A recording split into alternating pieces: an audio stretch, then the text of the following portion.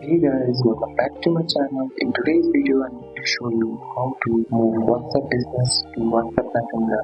First, open your WhatsApp business app, go to settings, tap on chats, tap on chat backup. Now tap backup now. If you are using an iPhone, make sure you are signed with iCloud. iCloud Drive is turned on. Wait for the backup to finish. This backup is what will restore your chat in WhatsApp Messenger. After backupping, delete WhatsApp business.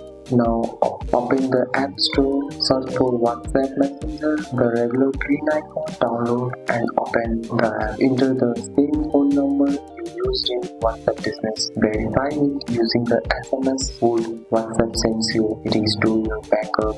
After your number is verified, WhatsApp will automatically detect the WhatsApp business backup you created earlier. Tap to restore. Wait for the restoration to finish. This may take a few minutes depending on your backup size. Once it's done, all your chats, photos, video and group will appear inside WhatsApp Messenger exactly like before. Now you can set your profile name, choose your profile photo, and here you go. You are ready to go.